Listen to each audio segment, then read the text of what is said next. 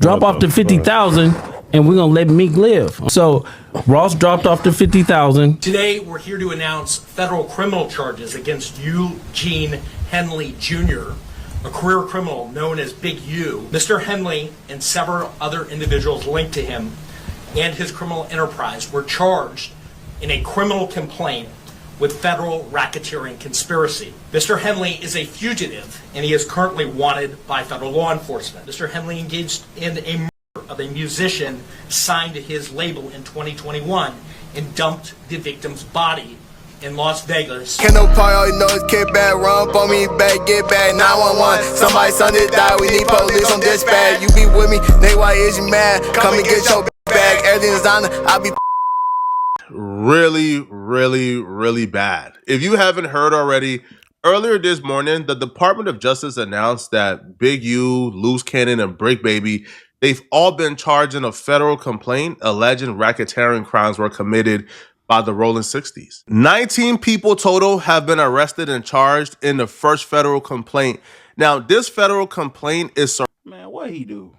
What he do? What he do? And what did he do? What did he do as well? I want to know. What did he... They got a baddie in the corner right here. Y'all can't see. It's a baddie in the corner down here. But I want to know what Brian Perez Meja and I don't even know. Fucking Bunny. I can't even say his name. They're going to yellow mark me. Surrounding Big U and Big U Enterprises. And the people you see on the screen are people the feds believe helped Big U commit crimes. Bricc Baby is also the subject of another separate sealed indictment that we know nothing about until Bricc Baby goes to court and the indictment gets unsealed. So there's a lot of components working here, and I'm gonna try to simplify it as much as possible in this video. This came as a shock to a lot of us, but the people involved like Bricc Baby and Luce Cannon, they've been expecting this for a very long time. It's been a countdown, to be honest. They've knew that the RICO was coming for some time now. The feds have raided Bricc Baby and Luce Cannon's crib. They've had bro, that's why that's kind of reason why they was trying to call Bricc Baby a snitch on top of other stuff. But a lot of this stuff that's what I was thinking too. Like, all right, I was thinking, I'm like, all right, Bricc Baby got, you know what I'm saying? Like, is all these rumors gonna be proven true? Because they steady putting that snitch name on them out. Several interactions with the feds. So the feds have been messing with them for a very long time, and they would even admit to such. Look, outside of that, the feds picked you up 2 times, right? You said the feds have picked you up on numerous occasions. This is the day before. What part? What time? Yeah. This is a couple days ago. So we're gonna elaborate and we're gonna respond to that. Yeah. No. Because at the end of the day, it's like this, right? Because when the same time they came and picked your ass up, right? They came and got Big Useless, right? And then, they rolled on me. Yeah. So you already know the answer. I don't know that they wrote on you. I'm telling you. I'm saying we dealing with this 2 separate times. Okay, I hear you. Okay, wait. Hold on. You're talking. No, look to them. Okay, so listen. You can't just say you know. Okay, no. So Luce Cannon and Bricc Baby revealed last night that Luce Cannon, Bricc Baby, and Big U all had a run-in with the feds right around the exact same time. Now, Bricc Baby's house was raided and an AK-47 was found. And Bricc Baby picked up a federal gun case at the time. Now, Bricc will say that the feds and the state police raided his home. However, the feds didn't really charge him. It's the state police who charged him, but it was a DA reject. But after they raided his crib, Bricc Baby will confide in his homie at the time called Christopher Lovejoy, aka 600. And he would tell 600 that he was notified that Big U was being investigated for a federal RICO. And he would tell 600 that the federal RICO was stemming from a hot one out of town. And that's why everybody, like I said, that's why everybody was calling him a snitch, because he knew all this information and was saying, and I think he was saying it on the pod too, on bro. But I guess he was wrapped up in all of it too. And by hot one, he means a murder that took place out of town. 600, that go back to you. He told you, the bears talked to him and told you what? You understand? I'm with Bricc at this time. I was his savior to bring it back to the hood. He's telling me everything that's going on, so I know what's going on with the case and all everything else. So he's telling me, man, the feds be on all your videos, bro. They like, man, Lovejoy gives us a tour of the hood every day. He telling me. We watch all your videos. You know what I'm saying? I'm like, huh? Why do I watch my video? Like, whatever. But he's like, yeah, bro. They found the chop. I'm like, okay.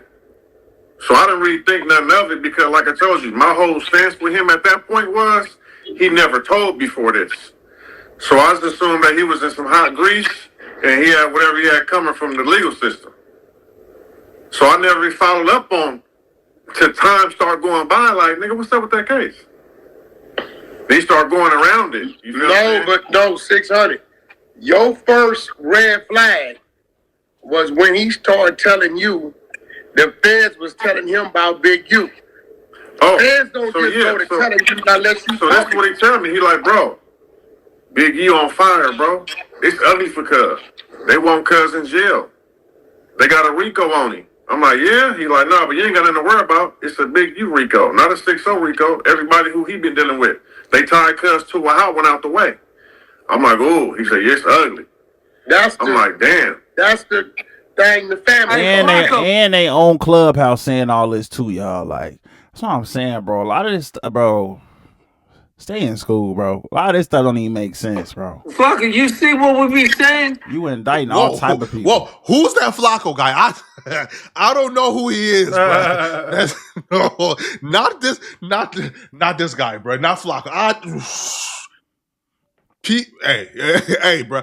I don't know nothing. The hot one out of town, aka the murder out of town that they're referring to, is the 2021 murder of Rayshawn Williams. Rayshawn Williams is the best friend of Big U's son. Rayshawn Williams lives with Big U at some point.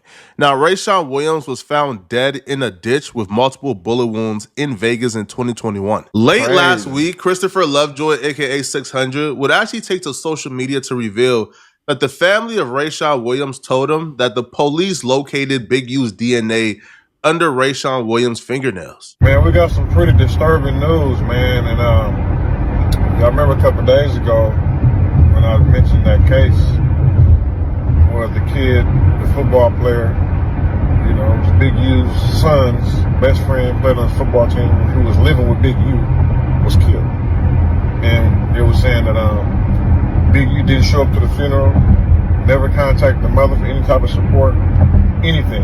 Just blocked her and everything, right? It was just like, damn, bro, like you always say if you know anything about these gang murders to give you the information. But when the football player is the best friend of your son who was living with you turns up dead, you don't want nothing to do with nothing, right? So the news came out today, this morning. The mother said that Big U has been denying And imagine you out here really doing this and people on TikTok making think pieces, aka me, feel me? Like, you can't get away from it. What? 212 got 1,000 billion theories to run on. His DNA. So they have to send a warrant to get Big U's DNA. You want to take a wild guess whose DNA came back on his son? Big U, Eugene Henley's DNA came back on her son's fingernails. Wack 100 will follow this up by posting a call between himself and the family of Rayshawn Williams, where they are alerting Wack 100 that the police plan on arresting Big U in late March, early April. You gotta go crazy. It's conspiracy. So, yeah, they started this DNA test in my brother's nails. Okay, so, that's bad work. So that means my brother. Now, that's what y'all been hearing. This one ain't nobody heard. Let me find this shit. Feel me? They be knowing. They close to getting caught. They still ain't arrested you, nigga?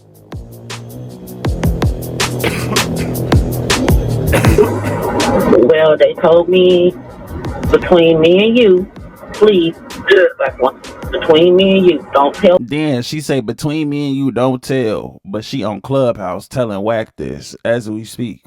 Nobody, because they don't want nobody to know. They're going to be making an arrest the ending of March, the beginning of April. She told Wack don't tell nobody, but Wack told the entire internet. Now, Wack's explanation for this is he had to tell the internet because if he didn't, people will look at him a certain way.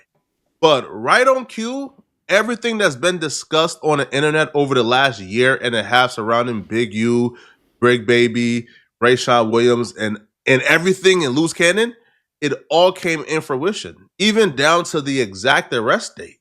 Right on cue, the feds announced the federal indictment of Big U and 18 other Rollin 60 associates this morning. Good morning. I'm Joe McNally, the acting United States Attorney here in Los Angeles.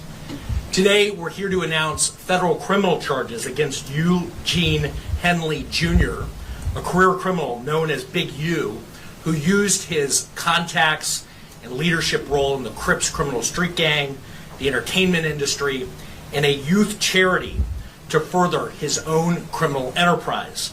An enterprise that engaged I saw something that said he was extorting Shaq and Draymond Green too. Like, I saw a whole bunch of stuff surrounding this. I ain't gonna lie.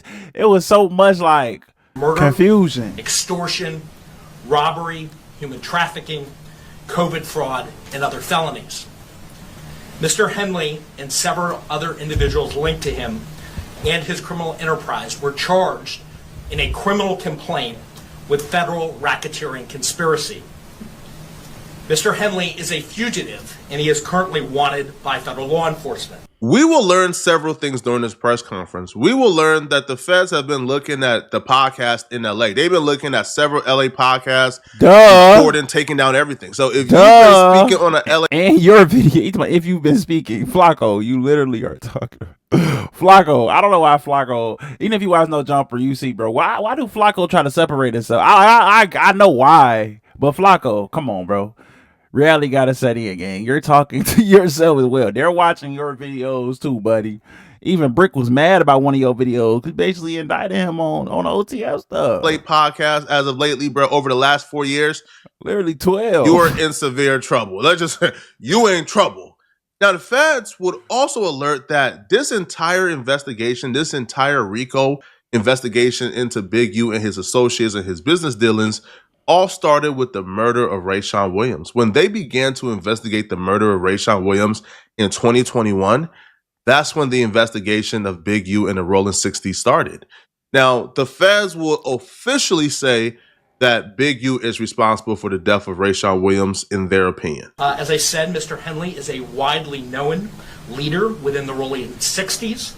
He rose to prominence in that gang decades ago, and he has since been a fixture on the internet, talk shows, and podcasts, all things that law enforcement have looked at closely as part of this investigation. He has maintained the image of an entertainment industry entrepreneur running a music label and of somebody who gives back to the community here in Los Angeles. And why do people think that's going to work? You know how many people have done that in history? Like, that's not going to work. Funding a South LA-based charity, developing options, which purports to help at youth risk escape gang life and escape the perils of gangs in high crime areas. The facts alleged in the complaint paint a very different picture. It is one of a murderer, a thief, a liar, and a cheat, and the criminals that enabled him. For example, Mr. Henley engaged in a murder of a musician signed to his label in 2021 and dumped the victim's body in Las Vegas off of the I-15 freeway. He then attempted to evade and obstruct the investigation into the murder, including ordering witnesses not to speak with law enforcement. Let's run through the murder of Rayshawn Williams and exactly why they're tying Big U to the murder of Rayshawn Williams. Rayshawn was signed to Big U's record label, Unique Music. So on January 20th, 2021, Big U sent Rayshawn Williams to Vegas to record music in a Grammy-nominated studio. He got an Airbnb for Rayshawn Williams, and he paid for the studio time for a week. Rayshawn Williams was to record a bunch of music, and afterwards, Big U would choose which music he can get behind according to the affidavit. But according to the documents, when Rayshawn Williams got to Vegas, he really wasn't taking advantage of being able to record in a Grammy-nominated studio. He will record one day, take the next day off. They won't see him the following day. He come back, and then they don't see him again. So the Grammy-nominated studio, right, one of the employees contacted Big U, and they let Big U know, hey, bruh, you paying for studio time, but homie ain't really coming to record like that. Big U, being really annoyed according to the court documents, hopped in his vehicle with one of his right-hand mans who goes by Robinson. So Big U and Robinson hopped in the car and they drove to Vegas.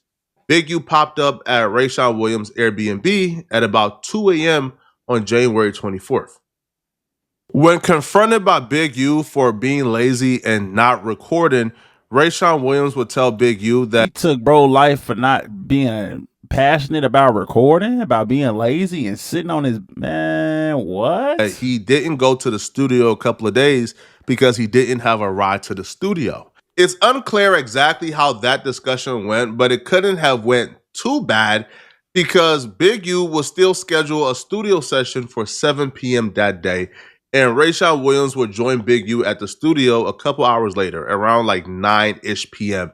So Rayshawn Williams and Big U went to the studio, according to the documents, and they recorded records and heard the other records that Rayshawn Williams had recorded, and they left the studio around 12:30 a.m. Officials believe that Big U turned off his phone shortly after leaving the studio with Rayshawn Williams because Big U's phone stopped reporting data shortly after 12:30 a.m. But officials will say they know that Big U drove the vehicle with Rayshawn Williams in it back to the Airbnb because around 1:13 a.m.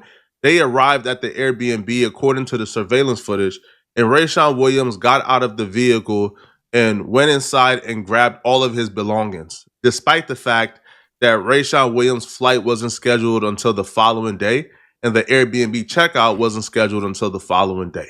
So Rayshawn Williams grabbing all of his belongings from out the house was kind of suspicious according to officials, but he grabbed all of his belongings and got back into the vehicle with Big U according to the officials. Per the Airbnb footage, Rayshawn Williams and Big U would drive off together. Big U's phone wouldn't come back on or start pinging information until about 2:15 a.m. A witness at the studio would say that Big U returned back to the studio without Rayshawn Williams at 3 a.m. in the morning. Now, the witness would say that Big U was drenched in sweat, and when they asked Big U what he was doing, he said that he just left the gym. About 6 hours later, Rayshawn Williams' body was found in a ditch near North Vegas at about 9 a.m. in the morning. Now, police believed, or they determined, his death was a manner of a homicide. Investigators believe that between 1:13 a.m. and 2:15 a.m. They got him. They might have him. He came back came back sweating. The witness said that. The timestamps they got, I ain't gonna lie, it might be OV. Big U and Rayshawn Williams drove away from the Airbnb. Big U drove Rayshawn Williams to North Vegas, shot and killed Rayshawn Williams and dumped his body in a ditch, and then drove back to the studio drenched in sweat. Investigators will say, according to witness testimony, that Big U and Rayshawn Williams had an altercation at the studio before they ultimately left together. And the altercation stemmed from Big U discovering that while Rayshawn Williams was in Vegas, one of the songs that he recorded at that studio was a record that could be interpreted as a Big U diss track. According to officials, they have a witness account of the altercation, but they don't have the footage of the altercation because shortly after Rayshawn's body was found, Big U instructed the studio to delete or remove all equipment that was in the studio the night that the altercation took place, as well as delete all the surveillance footage. So they don't have the footage of the actual altercation, but they have a first-hand account of it. And that's why they're charging Big U with the murder of Rayshawn Williams. Answered questions when he was down there. They asked him when the last time you saw this person or this person, that person, and he told them, 6 months, a year. Nigga, it's not believable that a human being went that long without washing their hands because your skin get up under his nails. You know, you had to see him, so he kind of himself saying he ain't been around him, but his DNA, but that ain't even the worst. The worst ain't even come out. So I told Six, until it come out, you don't say nothing, it come out, it's in the blog.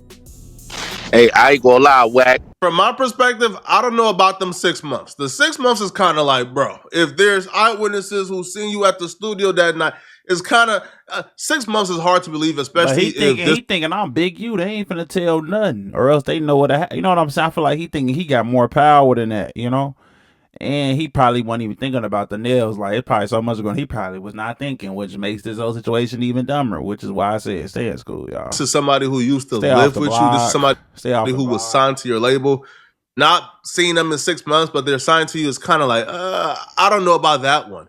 But in terms of the DNA, there has been some misinformation being spread about Big U's DNA being found under the fingernail of Rayshawn Williams.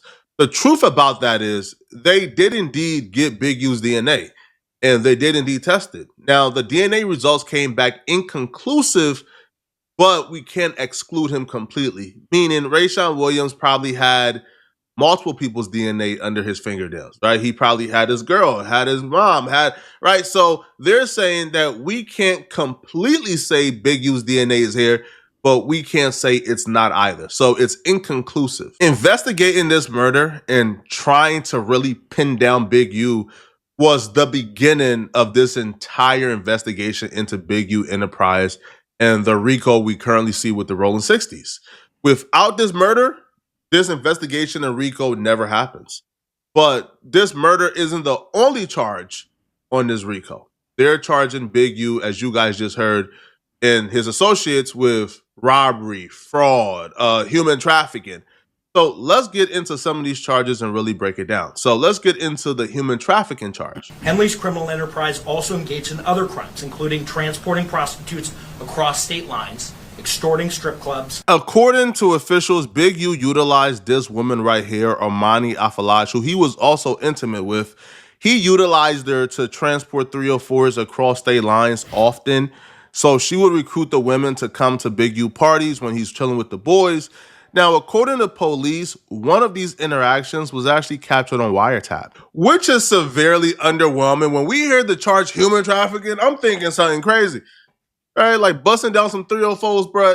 I guess it's considered that. The human trafficking dates back to an incident that took place November of 2022, which really highlights how long they've been investigating for.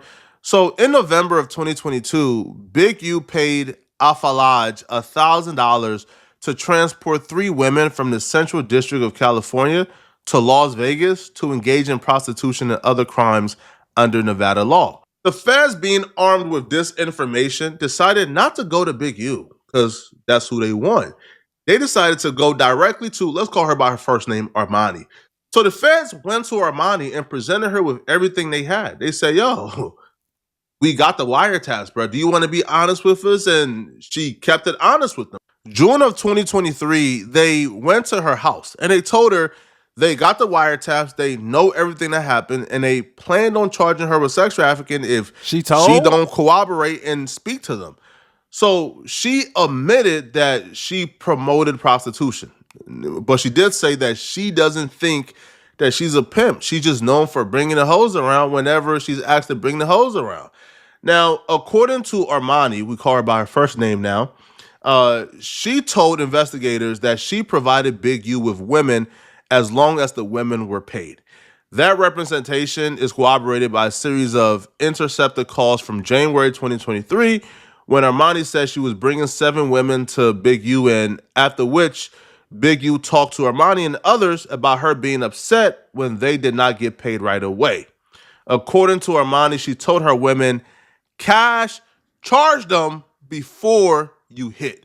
Cash before smash. So apparently when the women was coming around and they were smashing before getting cash, you know, some of them was getting shorter. You feel me? They wasn't getting the full amount and Armani wasn't having it. So that's on wiretap as well, of them having that conversation of why you not paying my girls the right amount. Here's where the story gets a little crazy. So she talked to the investigators. She let them know, yeah, you know, I provided women for Big U.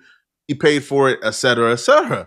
So she agreed to meet the investigators at a particular time and date. But the investigators told her, hey, bruh, don't tell Big U we talked to you.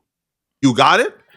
So she agreed, right? And her knowing that she's on wiretap, by the way, right? Because the police is showing her and playing her the wiretap of their conversation, saying, yo, own up to it. I know what he meant. That's why she owned up to it. So knowing she's on wiretap and knowing the investigators told her, don't talk to anybody about this.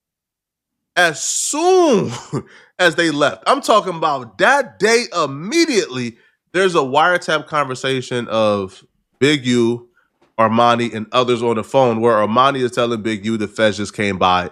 The document says, however, why would you get on the phone and say that?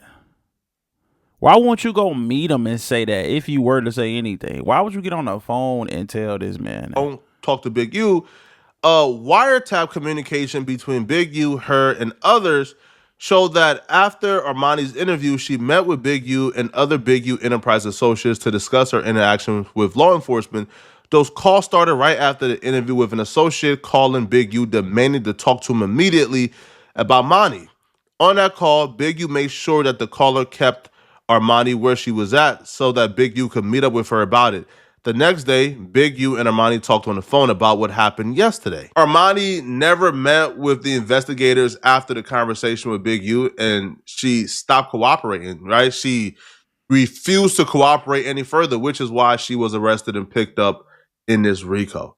Now, according to wiretaps, Big U was talking to another associate, let him know while on the phone, while on a wiretap, that his lawyer told him that he shouldn't be on the phone. So Big U was well aware. I'm talking about well aware, what was going on. So he knew they were investigating him ever since late 2022, early 2023. They're also charging Big U with robberies and a string of extortion that stems anywhere from extorting individual citizens, extorting NBA All-Stars, extorting entertainers, and extorting local businesses. The RICO charges against Mr. Henley and his associates reflect a pattern of crimes that runs the gambit from extortion to robbery to murder to tax fraud and to human trafficking, all under the umbrella of a well-organized criminal organization led by Mr. Henley. Additionally, Mr. Henley duped the County of Los Angeles by running a nonprofit named Developing Options, which was set up to pull youth out of the gang life and promote anti-gang solutions. Yet Mr. Henley continued to personally orchestrate violent gang activity that impact our communities. It's at this stage in the indictment we get introduced to Luce Cannon's role and Bricc Baby's role in this indictment. I'm so like, all right, what they were described as essentially Big U's henchmen, people who were under Big U who committed crimes and robberies on behalf of Big U. And there's several instances that they describe. The first instance would be Big U and Luce Cannon and the dispensary play. So there was a local dispensary paying Big U about $25,000 a month for protection. Now, the dispensary owner got sick and tired of paying it, and he stopped paying it. And when he stopped paying the $25,000 a month, Big U said, according to the officials now, Big U said, okay, you're not going to pay no more? Okay, cool. So in retaliation, on July 5th of 2021, a couple of Big U associates, about a dozen plus, they ran up in a dispensary with guns and armed. Now, strategically, they ran up in a dispensary with no mask on, barefaced, because they wanted the victim one to know that we are Big U guys, and this is because you didn't pay Big U that $25,000. And one of the dudes involved, as you guys see right here, Tremaine Williams, was Luce Cannon. They took the belongings of the customers, the owners, anybody that was in the dispensary. They robbed you. It don't matter if you were a customer or an employee, you got robbed. They took the marijuana. They took all the cash from the dispensary.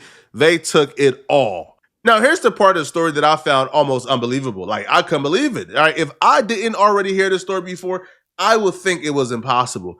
So during the robbery, apparently one of the assailants contacted Big U, according to authorities. They put the store owner, the dispensary owner, on the phone with Big U on FaceTime, where Big U is letting. Boy, they think this a movie? They think they in a gangster movie? They think they in a gangster movie, y'all? No, hey, bro, I try to warn you, man. I told you to keep paying that $25,000. According to officials, now Flacco, I don't want no smoke. I'm just reporting the news, people. All right, scary, bro. So, he's scary. After they robbed him, they put the dude on FaceTime with Big U, and Big U essentially said, "All right, listen, they taking your stuff to my crib. Come over to my crib, and we can have a conversation about you possibly getting some things back, but we got to reinstate our original agreement." So the victim went to Big U's premises, as you guys see right here. and others were there, including Luce Cannon, according to the victim. Now, Big U told this person, that's how you rob yourself. Then Big U demanded $10,000 from the victim to ensure that other robberies did not occur. Now, according to reports, Big U also directed the victim to identify other businesses or dispensaries that he could similarly rob and assure that the victim, would not get robbed himself, and they will also compensate him from whatever they get. They reinstated the agreement, but it wasn't 25 bands a month as it used to be because he was no longer at that peak of business. So they agreed and settled on a lower amount. But here's the thing. Victim 1 went working with the police, bro. He said, bruh, I done had enough, bruh. All right. I'm talking. So then he began to cooperate with the police. Said, I'm talking. They began to scheme up methods to really catch Big U in the act of extortion, which we will get to shortly. So basically, it's like, cause he'll be like he'll manipulate things. Like we'll go and do something, and the same niggas we do it to show up to the house like 10 minutes later when we trying to counting everything, right? And we be like, how the they get that? Oh, well, we're gonna just give them like $40,000 back and stuff like that. But cause it's actually putting us in paperwork, right? And like doing like real police shit. I seen him get like 20 guns, and when he got 20 guns, he's selling them to the homies. But I'm like, why are you writing down the serial numbers? So it's like he was doing like shit like that, and I didn't catch on. So it was like I'm waking up now. You get what I'm saying? Because this is high tech shit. I'm his right hand man. You get what I'm saying? So when it came down to like dirt and stuff like that, I'm gonna get it. You get what I'm saying? And then like. One day, you know why he wanted to get a dude back to 40, right? That's the exact sequence of event that took place with the dispensary. Robbed the dispensary. The person is at the house because they FaceTime Big U allegedly, according to the documents, while at the dispensary. They agreed to meet up at the crib. They meet up at the crib. They give the guy a portion of his money back, told him, hey, bro, you got to get back on the payment plan. According to the document, Luce Cannon admitting to this on No Jumper contributed to him being charged and indicted for it, because the victim been saying Luce Cannon was involved, but there's no video footage of Luce Cannon involved. There's no surveillance of Luce Cannon involved.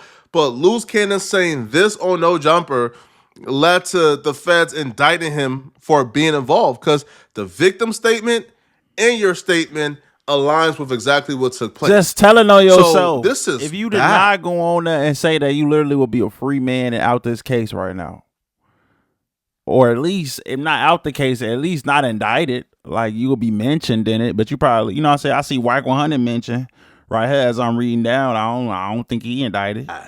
In that same interview, Luce Cannon would break down how they robbed Meek Mill at the instructions of Big U, and they were able to extort $50,000 from Rick Ross, but Big U took all the money and iced them out, and that's how they fell out. Cause it's actually putting us in paperwork, right? And like doing like real police shit. I seen the nigga get like 20 guns, and when he got 20 guns, he's selling them to the homies. But I'm like, why are you writing down the serial numbers? Yeah, they sent that because I called Ross. I'm like, Ross, this shit getting crazy. Drop off the 50,000, and we're gonna let Meek live on crib. So Ross dropped off the 50,000. And so me and the homies, we go back. He stopped answering the phone. He stopped picking up. Luce Cannon and Big U's relationship, as it's identified in the document, it's similar to Big U's and Bricc Baby's relationship. Now, Luce Cannon is indicted for doing robberies on behalf of Big U. Bricc Baby is also indicted for doing robberies on behalf of Big U. On November 11th, 2022, Bricc Baby and Big U had a conversation that was wiretapped. During that conversation, Bricc Baby identified as Mitchell. Big U identified as Henley. Mitchell, Bricc Baby, was, having a conversation about how much money Bricc Baby should give to Big U in the recent robbery they partaked in. Now, if we scroll down, you will see Big U is talking to another gentleman in a wiretap call, and that conversation goes, they robbed which is Bricc Baby, from some ish. They made a ninja call his plug, and then they booked him. So in another wiretap call, Big U was talking to somebody who confirms that Bricc Baby made somebody call their plug, and then they robbed the plug. And apparently, Big U only got a portion of the money because they had to split it between 5 to 7 people. And remember the owner of the dispensary that allegedly got robbed by Luce Cannon and Big U? Well, that owner began to cooperate with the feds, right? Began to cooperate with police. And they began to record all his interactions with Big U. When Big U called demanding he bring his weekly payments, when he pulled up to give Big U the weekly payments, all of that got recorded on video. This is one of the dudes I really feel bad for. He was just a legal business owner who opened up a dispensary in the wrong neighborhood that was ran by Big U and the Rollin 60s. For real though. You can see here, they agreed, give us $2,000 every Monday, and he had to bring $2,000 every Monday, 8 bands a month. It got to a point where, the agreement didn't even matter, right? According to the document, Big U would call him and be like, hey, bro, I need $3,000, right? I'm trying to get a gift for somebody. And he had to bring the money whenever he was called. And when he don't, well, you see threats right here where it says in the document, Big U told him, do we need to do another takeover like we did before? I think dude was ready to play ball, but once it gets to a point where, you're literally being drained dry, you are being drained so dry that you don't even have enough to live. Like, you don't even have enough to run your business. Like, you essentially have to tell at this point to survive and live and eat. So the dude began. You had to tell. Hey, that's probably the realest thing I heard in this whole video so far. I'm a fault with you. Can't no part, all you know is kick back, run up on me back, get back, 911. Somebody son did die, we need police on dispatch. You be with me, nigga, why is you mad? Come and get your bag, everything is on, I be